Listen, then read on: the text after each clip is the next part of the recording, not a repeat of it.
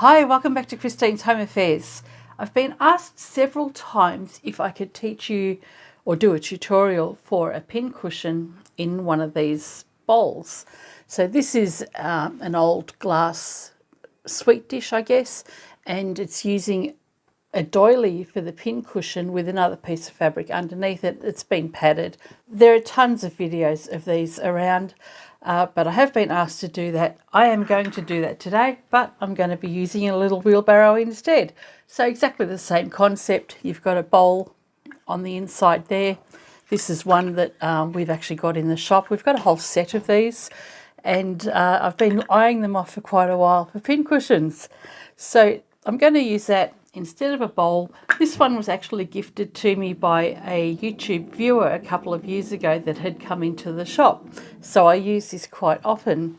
We're going to be using one vintage doily, scrap of fabric, and then we want some dacron or toy fill for the stuffing to put inside. You can really put whatever you like on the inside. It's totally up to you. Let's get straight to it. This will be a quick one. All right, here's what we need for our project. I've got some dacron or toy fill, my vessel for the pin cushion, one piece of fabric to cut a circle out of. I've got a doily. You can equally use two pieces of fabric. It doesn't have to be a doily. It can be whatever type of fabric you might have. And we need one button, and then we need some stranded cotton or embroidery thread like this. There are 6 strands here, and I will probably use all 6. And you can use a glue gun if you have one, but if you don't, and most people can find some double-sided tape in the shed or in their own sewing rooms. So this is a double-sided tape. It's just really thin, but it's nice and wide. Or you can use some that are these narrow as well. So this double-sided tape is different to the double-sided tape that I use for sewing, in that this one here is water soluble, so I can sew over it. And the way to tell the difference is that these have tiny little dots all over it, whereas these double-sided tapes don't. They're just solid. So the ones that are like that are no good for sewing, but they're great for sticking things in place, and they're much more adhesive than the double-sided tape we use for sewing. So I'm going to use double-sided tape instead of a glue gun because I can't find my glue gun. And I never really have much success with them either. So what we need is to measure our circle for the bowl that we're going to be using. Same if you're going to be using just a glass bowl like this. And we want to measure the circumference of our dish, but we also want to leave a seam allowance.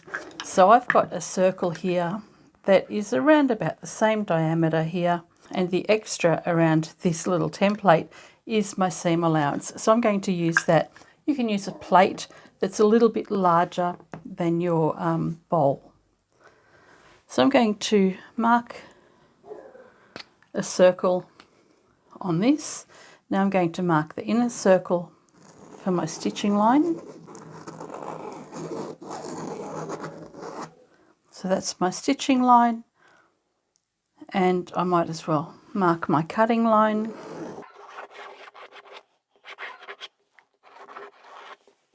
So I've got 2 lines marked there. I'm going to place my 2 pieces of fabric together. So if you want to use 2 pieces of fabric, that's fine. I'm going to place the right side of my doily and the right side of my fabric together. And I'd like to use as much of this embroidery design as I can. So I'm going to position this piece of fabric as close to this section as I can. And we can pin that together. And we're going to take this to the sewing machine, and we're going to sew around the inner circle along here. Now when I do this, I'm going to sew around the entire circle, but I'm going to backstitch about here and here. So I'll backstitch there and there, but I will continue the stitching all the way around. And the reason I'm doing that is that I want to actually create a memory for the fabric to fold and still give a really nice curve when we turn this the right way out. So we won't have to worry about cutting this out just yet. We'll do that after we've sewn it. I've decreased my stitch length to 2.8.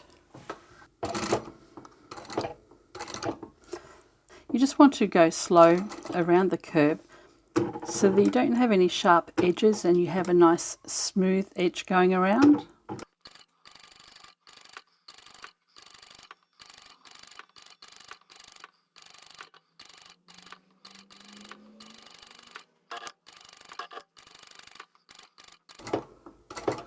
So this is where I'm going to do my back stitch again,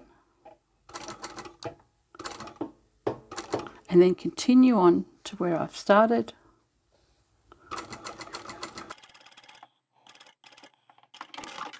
And that's it. All right, that's our circle stitched out. This is where we've done the back stitching, and I've stitched along here. And what I'm going to do is cut out this circle, and you can cut it out close to the edge of the circle, except for this part here where we've got the opening.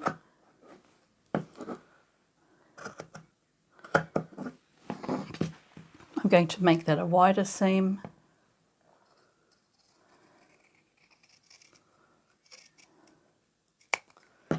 And I'll cut close to the edge around the rest of it.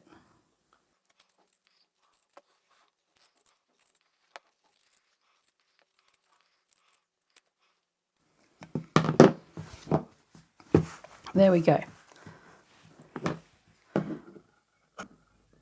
I'll clip close to the edge, and what I'm going to do is fold this up to the stitching line.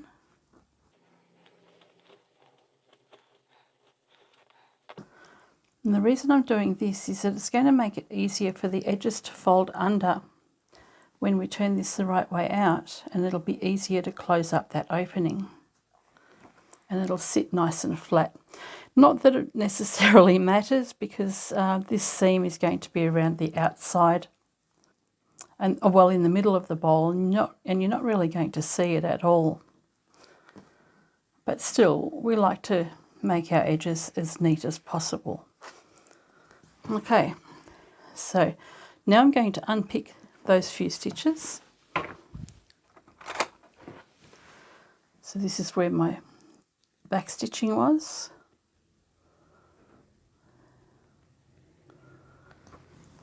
And over this side. And then I can remove those stitches in between. So there's a little opening. You can see the crease has already been set from the stitching and the folding. We can turn this the right way out.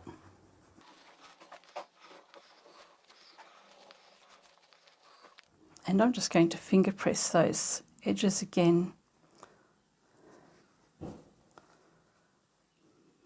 just to remind it where it needs to sit. And then we can grab our dacron and stuff this little circle. You don't even have to worry about pushing the edges out, because you'll be doing that when you fill this up. So fill this up as much as you can.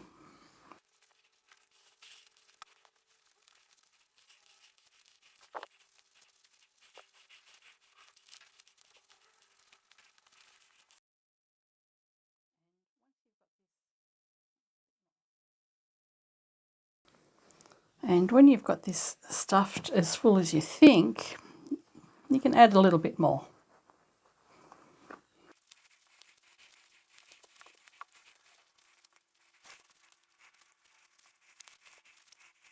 And then when you are certain that it's full enough, fold those edges over, and we can whip stitch this in place. So if you don't like hand sewing, then you can take this back to the machine and sew around there. As I said, it's not going to be noticed really if you get the right size bowl.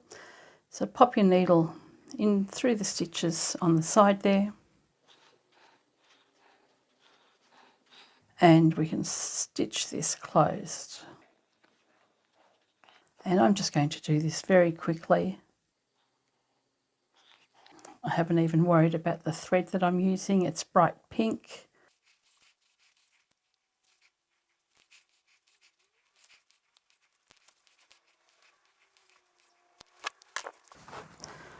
Okay, not much to go.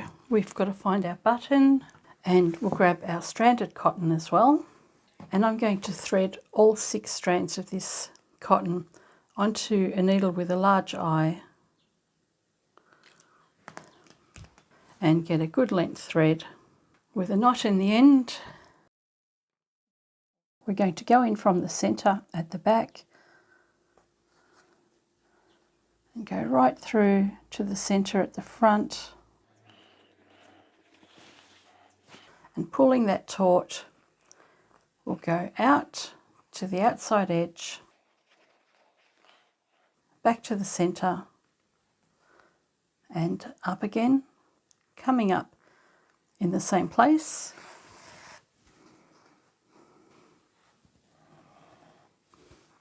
And we can pull that taut so that it creates a scalloped edge, and then we'll come out to the other side and across and back into the centre and up again.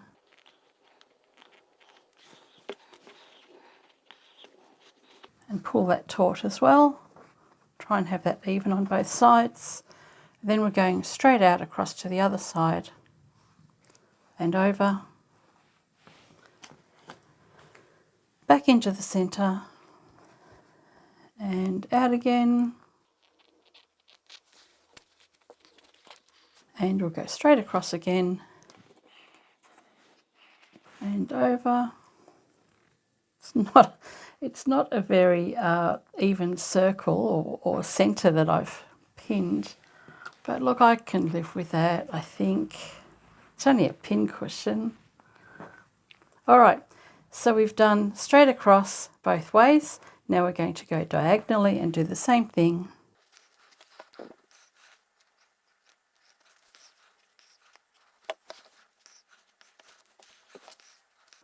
And down to the opposite side. I think this is going to be too small for my bowl, but we'll see what happens. And then we'll go up on this side and back in,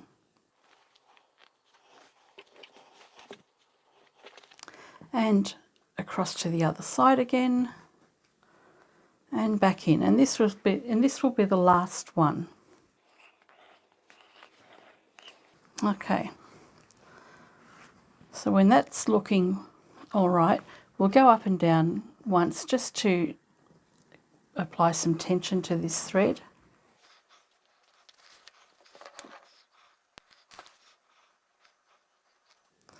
And back up through the centre, and now we can attach our button.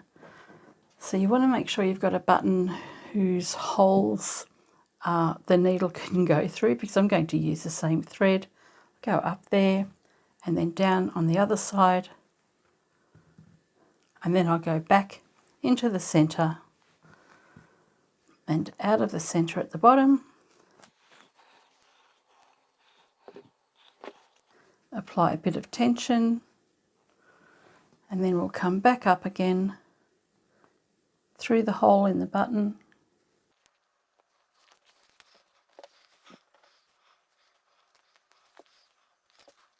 And you want to do that a couple of times.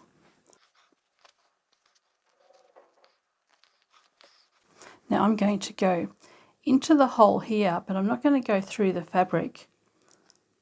I'm going to bring the needle out in between the button and the pin cushion.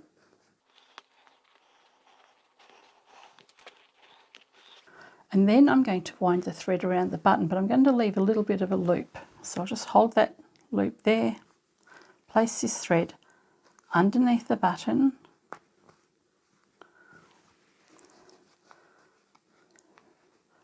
And there's a bit of a loop in the thread here.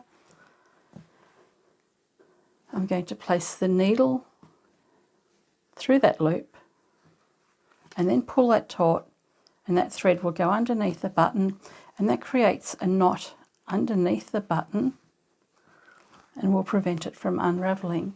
So we'll do that one more time. Hold the thread back here. Put some thread underneath the button until we've got a loop. It doesn't have to be this big, it's just bigger so you guys can see it. Needle through and pull, and then we can cut that off. There you go. Now all we have to do is secure it to our bowl. So yeah, mine is a little bit small, but that's fine, it'll sit there beautifully. Should have made the circle much bigger, I think. So I'm going to grab some double-sided tape, and as I said, it doesn't matter what size you use. Don't use your good scissors for it though. I'm going to place some double-sided tape onto the back of the fabric.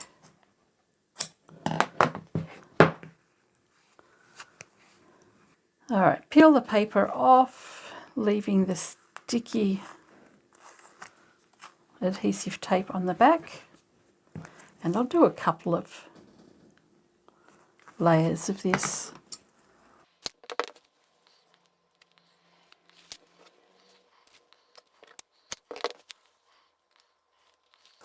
And now that that's ready, I can stick this into the bowl.